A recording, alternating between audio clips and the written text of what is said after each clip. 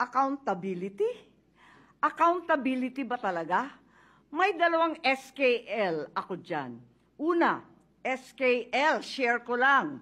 Share ko lang na si VP Inday Sara ay sinampahan ng kaso sa Komisyon ng Audit, ang COA, sinampahan ng kaso sa Supreme Court, sinampahan ng kaso sa iba't iba pang korte, sinampahan ng kaso ng Department of Justice, pati na rin ng PNP, at sinampahan ng kaso ng disbarment. At kanina lamang, may panibagong isasampang 612 million na namang confidential fund ng OVP at ng Department of Education. Walang tigil na kaso. Kung accountability ang tunay na gusto ng mga birit ng birit, bakit hindi paghusayan ng mga kaso para panagutin si VP Inday sa mga yan? May multa yan, may kulong, if ever mapatunayan. Aba, damang-dama ang accountability kapag ganyan.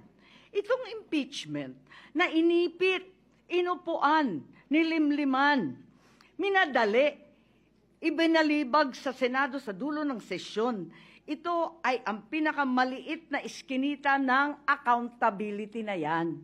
Itong ipinipilit na impeachment, aminin man nila o hindi, ay para lamang manira ng imahe ng isang publiko at walang uuwian, kundi pag-disqualify kay VP Inday Sara para sa eleksyon ng 2028. Yun lamang ito. Pinahihirapan pa natin ang ating mga sarili. Alam naman nating lahat, tayo at ang sambayanan, hindi accountability ito. Tungkol ito sa pagpigil kay VP Inday Sara para sa 2028. Huwag na tayo mag-production number. Yan ang gustong puntiryahin.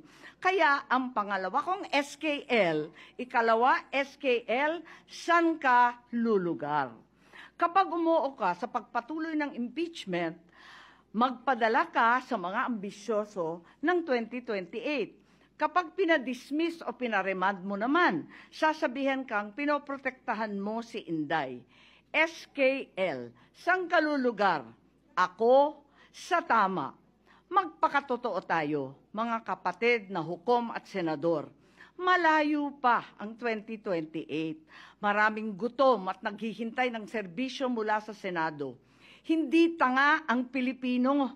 Alam natin ang motibo at tunay na pakay ng mga lulong sa ambisyon at kapangyarihan.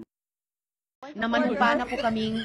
I Point have of the floor. order. I have the floor, Mr. Point of President. order. I have the floor, Mr. President, A point to of make order, way Mr. President. for Session- taking of the session oath. is Mr. suspended. President, and I'd just like to reiterate that I wasn't being rude, but simply recognizing the fact that the point of order takes precedence over all other motions. Also, that there is in fact a motion already pending on the floor, already acknowledged as well by our majority leader, which requires a vote.